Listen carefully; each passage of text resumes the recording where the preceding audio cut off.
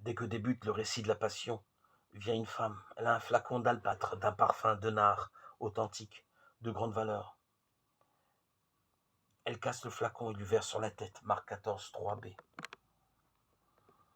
Pour les témoins de la scène, le geste est objectivement scandaleux. Pourquoi faire cette perte de parfum? Car ce parfum pouvait être réalisé plus de 300 deniers à donner aux pauvres. Et ils frémissent contre elle. Marc 14, 4, 5. L'évangile de Marc, lui, nous emmène dans une toute autre question. Qu'est-ce qui devient visible chez cette femme lorsqu'elle prend le chemin d'une telle rupture? La réaction de Jésus balaye en effet le pourquoi faire des disciples.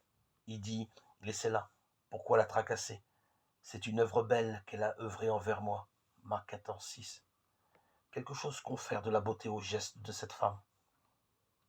Ce n'est évidemment pas le fait que la perte de parfum ait été librement consentie. Comment une mutilation volontaire pourrait-elle être belle au regard de l'évangile de Marc? Ce serait imitation mortifère d'un itinéraire qui aboutit à la mort. La brisure que vit cette femme est belle parce qu'elle préfigure le passage de Jésus par la mort, tout en célébrant l'avènement en gloire qui est intimement lié à ce passage. C'est en tout cas cela que l'interprétation de Jésus invite à regarder.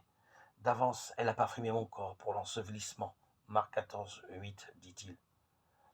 Cette femme ne fait justement pas l'onction que la coutume juive prévoit de faire au moment d'ensevelir un mort. Elle oint la tête de Jésus. C'est le geste avec lequel on honore quelqu'un dans sa dignité éminente. À l'heure où Jésus s'apprête à pénétrer dans le domaine de la mort, cette femme de Béthanie reconnaît la gloire que cette traversée de la mort rendra visible en Jésus. Son geste est d'ailleurs si éloquent qu'il arrache à Jésus cette exclamation. Amen, je vous dis. Partout sera proclamé l'évangile, au monde entier, là aussi. Ce qu'elle a fait, on en parlera en mémoire d'elle. Marc 14, 9.